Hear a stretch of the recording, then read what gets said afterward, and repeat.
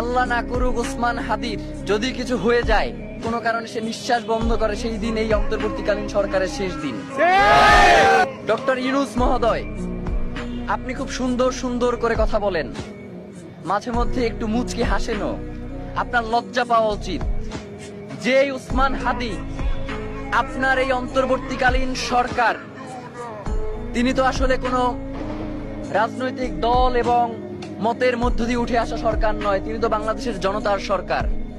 সেই বাংলাদেশের জনতার কণ্ঠস্বর শরীফ ওসমান হাদি, যিনি ঢাকা, বাংলাদেশের ৩০০ আসনের মধ্যে ঢাকা ২৮ অত্যন্ত গুরুত্বপূর্ণ, আপনারা জানেন।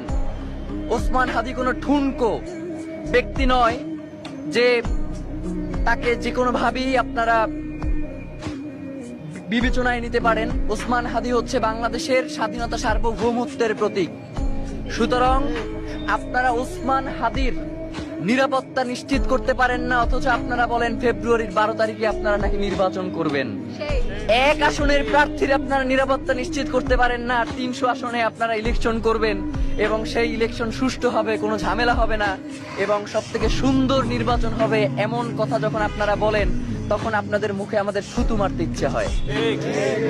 আপনাদেরকে আমরা জানাতে চাই যে ইতিপূর্বেও ওসমান হাদি তার শঙ্কার কথা জানানোর পরেও কেন গোয়েন্দা সংস্থা থেকে তাদের বিরুদ্ধে কোনো ধরনের ব্যবস্থা নেওয়া হলো না। এবং আপনারা জানেন যে এই যে খুনি, এই খুনি ইতিপূর্বেও গ্রেফতার হয়েছে এবং তাকে এই সরকারের আমলেই জামিন দেওয়া হয়েছে।